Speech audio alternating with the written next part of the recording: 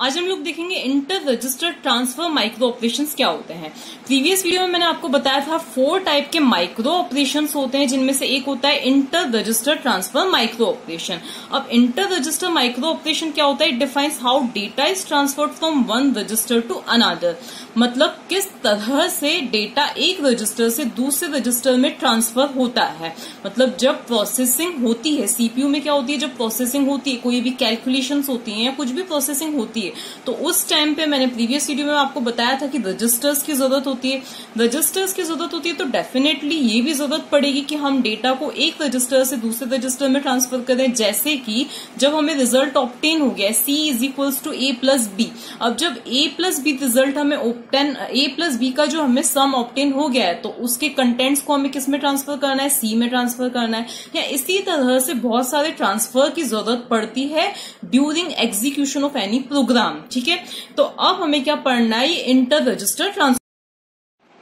अब ज्यादा डिटेल में इसकी वर्किंग समझाने से पहले मैं आपको बता देती हूँ कि कौन कौन से रजिस्टर्स इनमें यूज हो सकते हैं। वैसे तो बहुत सारे रजिस्टर्स होते हैं, लेकिन मेनली जो रजिस्टर्स यूज होते हैं पहले हम वो देखते हैं। तो पहला है एक्यूमुलेटर रजिस्टर, जिसे डिनोट किया जाएगा A से डिनोट किया जाएगा उसको। एक्यूमुलेटर रजिस्टर क्या होता है? जो इंटरमीडिएट रिजल्ट्स को क्या करता है? स्टोर करके रखता है। ये सारे रजिस्टर्स की वर्किंग हम बाद में देखेंगे।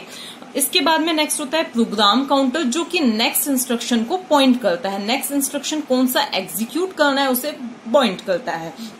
नेक्स्ट होता है memory address register. Memory address अब मेमोरी एड्रेस रजिस्टर क्या होता है? ये मैंने प्रीवियस वीडियो में आपको बताया था, जब मैंने मेमोरी यूनिट समझाया था। मैंने बताया था कि मेमोरी यूनिट क्या होती है? बहुत सारे वर्ड से मिलके बनती है। तो मेमोरी एड्रेस रजिस्टर के अंदर उस वर्ड का एड्रेस होता है जिससे हमें अभी रीड या राइट के लिए सिलेक्ट करना है। मतलब कौन से वर्ड को हमें सिलेक्ट करना है, उसके एड्रेस को कौन स्टोर करता है? Memory address register. Memory buffer register क्या होता है? रीड या राइट करने के लिए सबसे पहले जो कंटेंट्स जाते हैं, मतलब हमने किसी पर्टिकुलर, ये हमारी मेमोरी है, हमने अगर इस वर्ड को चूज किया है तो इसके कंटेंट्स, मतलब इसके कंटेंट्स को अगर हमें रीड करना है तो वो पहले किस में जाएंगे? मेमोरी बफर रजिस्टर में वो जाएंगे। उसके बाद कहीं भी डिस्प्ले होंगे वो कंटेंट्स। इसके बाद होता है इंस्ट्रक्शन रजिस्टर, जिसे IR से डिनोट किया जाता है। ये उस इंस्ट्रक्शन को पॉइंट करता है, मतलब इसमें वो इंस्ट्रक्शन होता है जिसे हमें अभी एग्जीक्यूट करना है। इसके बाद में होते हैं जनरल पर्पस रजिस्टर्स, जिन्हें R0, R1, R2 इस तरह से RN से डिनोट किया जाता है। अब अगर हम एक सिंपल सा इंस्ट्रक्शन, सिंपल सा एक माइक्रो ऑपरेशन देखें, जैसे कि अगर हमने लिखा है R2 और फिर ये एरो लगाया है और हमने लिखा है R1, ये क्या है? सबसे सिंपल सा inter register transfer micro operation है। इसका मतलब क्या है कि R1 के कंटेंट्स को हमें किस में ट्रांसफर करना है? R2 में। लेकिन इस बात का ध्यान रहे कि R1 के कंटेंट्स में कोई चेंज नहीं होगा। सिर्फ क्या होगा? R1 के कंटेंट्स किसमें कॉपी हो जाएंगे? R2 के अंदर कॉपी हो जाएंगे। तो ये क्या है? तो ये क्या है? एक सिंपल सा ट्रांसफर माइक्रो ऑपरेशन है। अब हम देखते हैं कि दूसरी कौन सी टर्मिनोलॉजी या दूसरे कौन से सिंबल्स यूज होंगे, उसके बाद हम थोड़े से कॉम्प्लिकेटेड माइक्रो ऑपरेशंस देखेंगे। अब ये बेसिक सिंबल्स हैं। सबसे पहला सिंबल का नाम है सबस्क्रिप्ट। अब देखो, अगर हमने लिखा है A0, इसका मतलब हम क्या कह रहे हैं कि A रजिस्टर की 0th बिट की हम बात कर रहे हैं। जैसे मान लिया कोई सा एक रजिस्टर है, हम B रजिस्टर, कोई सा भी एक रजिस्टर हम मान लें जिसका नाम क्या है? B है। अब उसके अंदर टोटल कितनी बिट्स हैं? 8 बिट्स हैं। अब कहीं कहीं क्या होती है? इंडेक्सिंग स्टार्ट होती है 0 से, कहीं पे स्टार्ट होती है 1 से। हम मान लेते हैं 0 से इंडेक्सिंग स्टार्ट हुई है, तो यहाँ पर ये B0 में LSB स्टोर होगी। मतलब B0 का मतलब ये LSB 0th बिट। इसके बाद में B1 मतलब first bit, then B2, then B3, then B4। इसी तरह से ये कहां तक आ जाएगा? B7 तक आ जाएगा। तो B7 तक, ये 0 से लेकर 7 तक टोटल कितनी हो गई? 8 बिट्स हो गई। तो कुल मिला के ये जो सबस्क्रिप्ट है, ये क्या डिनोट करती है? Bit of register. किसी भी रजिस्टर की बिट को किससे डिनोट किया जाता है? सबस्क्रिप्ट से डिनोट किया जाता है। ठीक है, इसके बाद में पैरेंथेसिस डिनोट्स अ पोर्शन। अब ये पोर्शन क्या होता है? मान लिया हमारा एक ये PC करके एक रजिस्टर है, ठीक है, इसमें टोटल 16 बिट्स हैं। अब हम इसको कुछ इस तरह से डिनोट कर सकते हैं।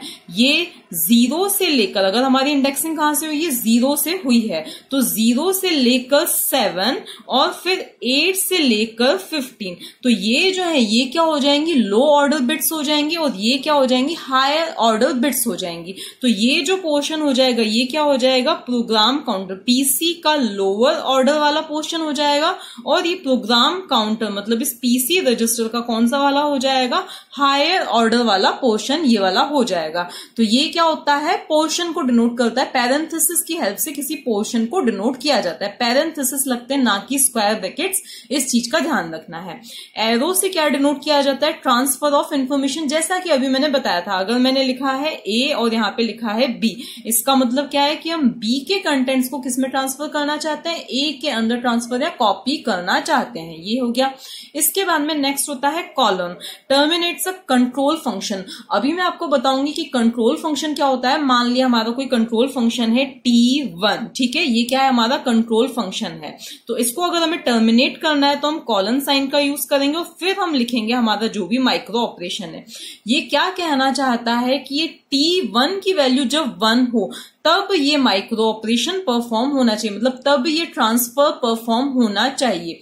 ये वाला जो ट्रांसफर है ऐसे ही परफॉर्म हो रहा है, लेकिन ये जो ट्रांसफर्स होते हैं ये जस्ट ऐसे रैंडमली नहीं परफॉर्म किए जाते हैं। इसके लिए कोई सा ना कोई सा कंट्रोल फंक्शन जनरेट किया जाता है, किसी कंट्रोल फंक्शन के अकॉर्डिंग ये ट्रांसफर क्या होते हैं, परफॉर्म होते हैं। उसको टर्मिनेट करने के लिए कॉलन साइन का यूज किया जाता है, मतलब ये कंट्रोल फंक्शन टर्मिनेट हुआ, अब ये हमारा जो ट्रांसफर का जो ऑपरेशन है वो क्या हुआ, स्टार्ट हुआ। अब अगर हमारे अगर हमारे स्टेटमेंट में एक से ज्यादा माइक्रो ऑपरेशन है तो हम उन्हें कॉमा से सेपरेट कर सकते हैं। फॉर एग्जांपल जैसे हमने लिख दिया T1 और फिर हमने लिखा A B और फिर एक और ऑपरेशन है B और उसमें हम A के कंटेंट्स को ट्रांसफर करना चाहते हैं। अब ये जो होता है ना ये स्वैपिंग का होता है। इसके बाद में नेक्स्ट है स्क्वायर ब्रैकेट्स। स्क्वायर ब्रैकेट्स क्या करते हैं, specifies an address for transfer. अब अगर हमें पर्टिकुलर कोई सा एड्रेस बताना है, मान लिया हम लिखना चाहते हैं मेमोरी बफर रजिस्टर के अंदर कौन से कंटेंट्स आ जाएं, मेमोरी के वो कंटेंट्स जिनका एड्रेस कहां पर है, मेमोरी एड्रेस रजिस्टर के अंदर। यहाँ पे हम डायरेक्ट भी कोई सा एड्रेस दे सकते हैं। अब अभी मैंने आपको क्या बताया था कि मेमोरी एड्रेस रजिस्टर में क्या होता है, एड्रेस होता है। अब मान लिया मेमोरी एड्रेस रजिस्टर के अंदर क्या एड्रेस है, 11011, इस तरह से कोई सा एड्रेस है, तो क्या होगा, सबसे पहले 11011 इस एड्रेस के वर्ड को चूज किया जाएगा। उसमें जो भी कंटेंट्स होंगे, मतलब उस मेमोरी पे जो भी कंटेंट्स होंगे वो किसके अंदर डाल दिए जाएंगे, मेमोरी बफर रजिस्टर के अंदर डाल दिए जाएंगे। तो ये क्या थे, बेसिक सिंबल्स थे। अब हम देखते हैं कि रजिस्टर ट्रांसफर किस तरह से होता है। अब देखो, अभी जैसे कि मैंने बताया था कि सिंपल सा ट्रांसफर इस तरह से डिनोट किया जाता है, मतलब बी के कंटेंट्स को हमें ए में ट्रांसफर करना है। लेकिन ये जो ट्रांसफर्स होते हैं ना, ऐसे ही नहीं कि हर एक क्लॉक पल्स पे ये जो ट्रांसफर्स हैं ये परफॉर्म हो जाते हैं। इसके लिए कोई ना कोई कंट्रोल फंक्शन हमें प्रोवाइड करना पड़ता है।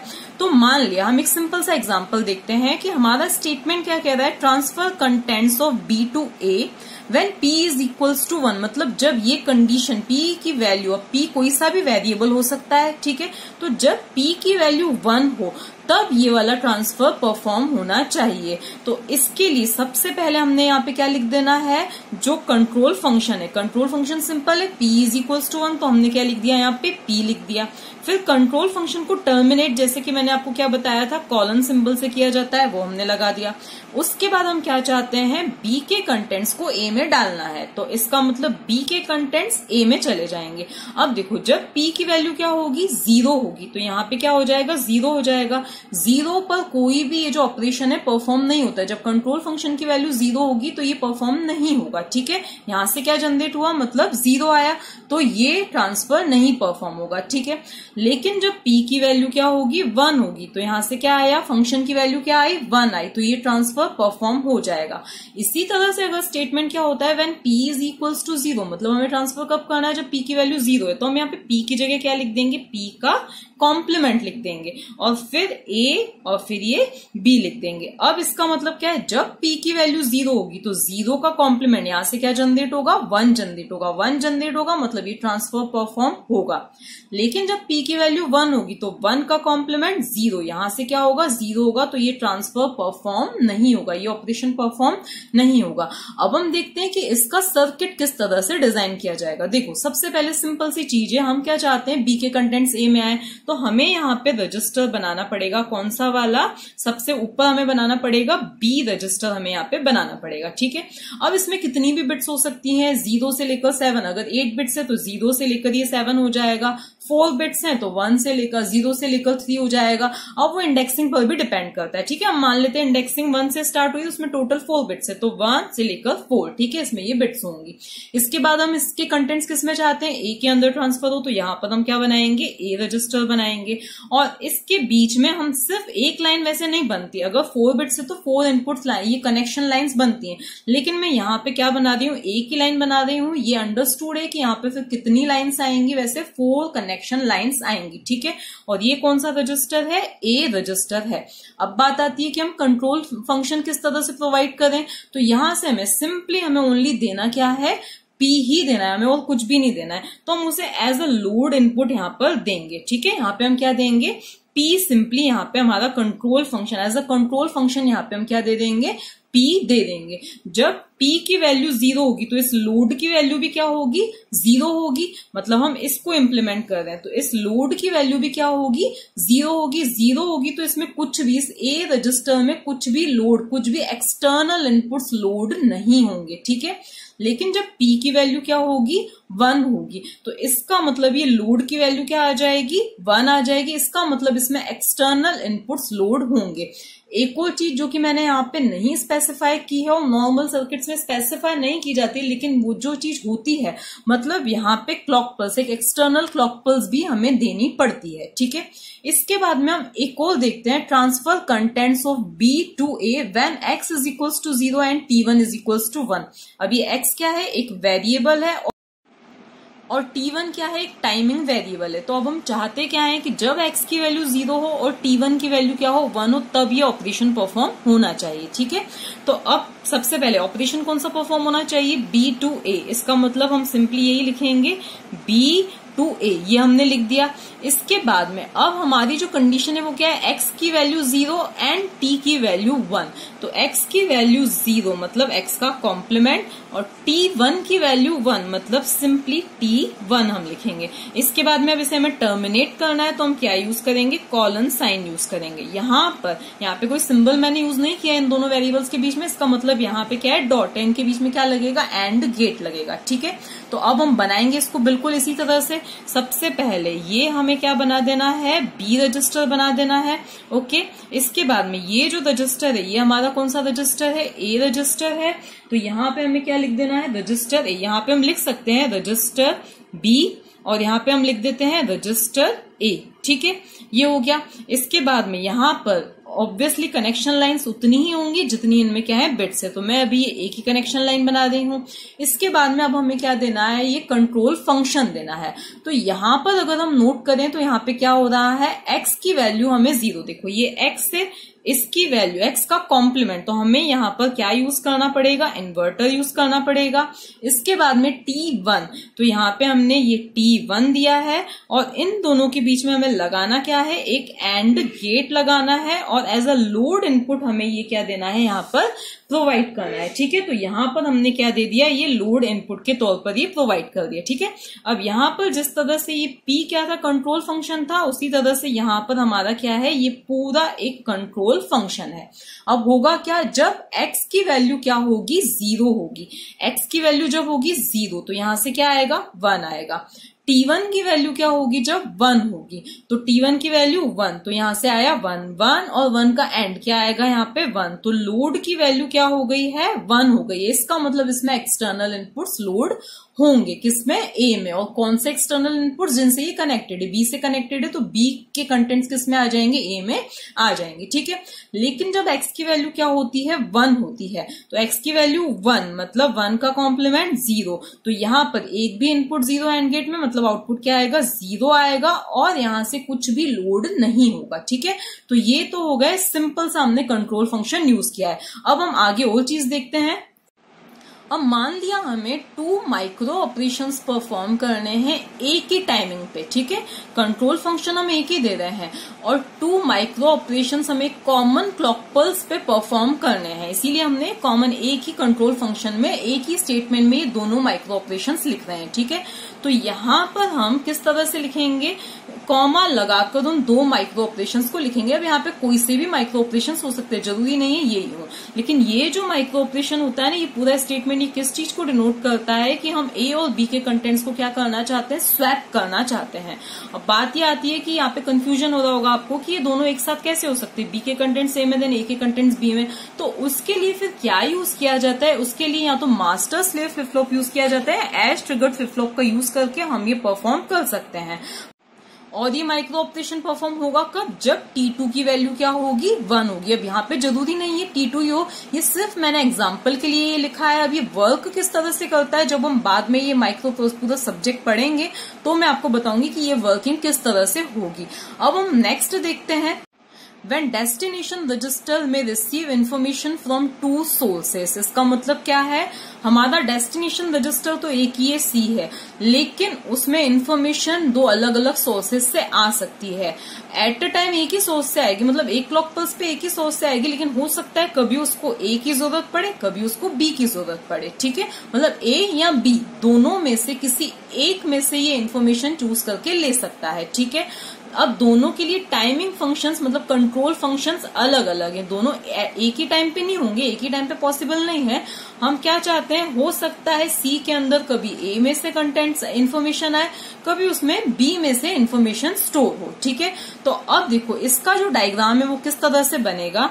हमारा जो डेस्टिनेशन रजिस्टर है वो कौन सा है, सी है, तो यहाँ पर हम क्या बनाएंगे, रजिस्टर सी बनाएंगे। ठीक है, तो यहाँ पे हम बनाएंगे रजिस्टर सी बनाएंगे।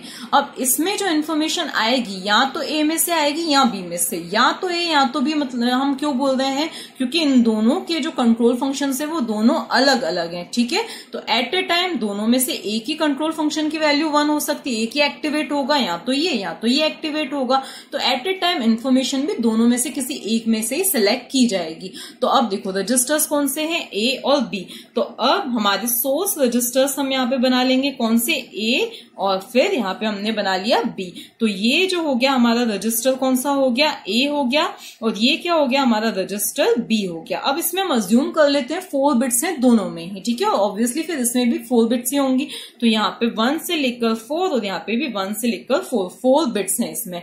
अब देखो हमें चूज क्या करना है, अब हम यहाँ पे डायरेक्ट कनेक्शन नहीं कर सकते। क्यों नहीं कर सकते, क्योंकि हमें दोनों में से एक को चूज करना है, 2 में से एक को चूज करना है, मतलब अब हमें क्या यूज करना पड़ेगा, मल्टीप्लेक्सर यूज करना पड़ेगा। तो यहाँ पे हम क्या लगा देते हैं, एक मल्टीप्लेक्सर लगा देते हैं। अब मल्टीप्लेक्सर कौन सा होगा, 2 to 1 मल्टीप्लेक्सर यहाँ पे यूज करेंगे, क्योंकि 2 में से किसी एक को चूज करना है। ठीक है, यहाँ पर 0 और यहाँ पे हमने क्या कर दिया है, 1 कर दिया है। अब क्योंकि मल्टीप्लेक्सर में मैंने आपको बताया ही था कि 2 to 1 मल्टीप्लेक्सर, इसका मतलब उसमें सिलेक्शन लाइन कितनी होगी, एक सिलेक्शन लाइन उसमें होगी।